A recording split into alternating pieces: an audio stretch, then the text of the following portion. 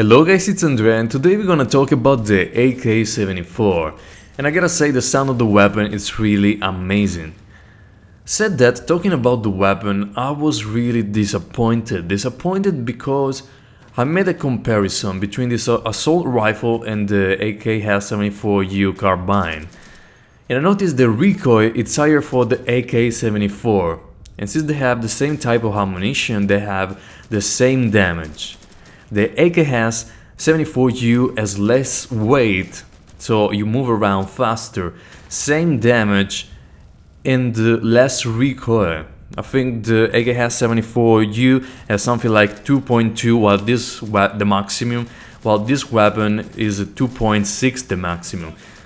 So I realized why choosing this weapon, and also on the Ak74U we are able to put a foregrip. On the Ak74 we are not able to put a foregrip.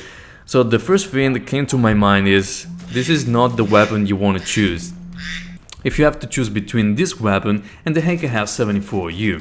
Then I tried this weapon on longer ranges, and due to the lower caliber than the Ak, it takes more shot to kill somebody, unless you choose armor piercing and you hit the torso. But longer ranges with this weapon I don't recommend it. For medium range it's pretty good because you can make small bars without losing too much accuracy. But overall I don't think this is a weapon you want to keep all the time as a main weapon. Talking about shooting people in cover, it's not really my weapon because I don't like low calibers for shooting people there is in cover in a good defense position. I try to flank them all the time.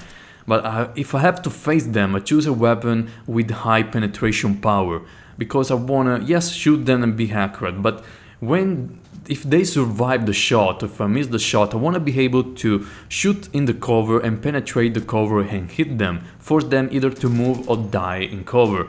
So I love high penetration power, and for me this weapon, if you wanna, face somebody in a gunfight, it's not really the best weapon. And most of the time they are smart players, they always, or either laying down or in cover. Even if the weapon is not the best, I realize the developers are doing the best to keep the weapon realistic, and I love that. And I also love the sound of the weapon, which is really perfect. And the only thing I think they could improve is the supplies that you can use on the weapon. I don't know if in the real life situation the Ak is easier to come by than Ak74. I don't know if the M4A1 needs a lot of supplies while you can take the M1A4 more easily in real life. I don't know about that, but I think they can balance a little bit this game by choosing to remove supplies for weapons that are not that great. For example, this Ak74, you can remove all the supplies to get this weapon, in my opinion, just keep it at 1.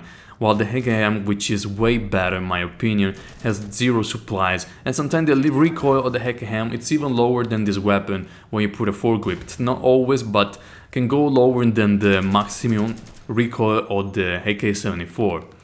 So I think they can balance that just for the game's sake, to keep it, more balanced. But if they want to keep it the way they want to fit, the realistic supplies that you spend on the real, on the real battlefield, I'm okay with that. I just hope they had more weapons, and I love weapons, and that's why.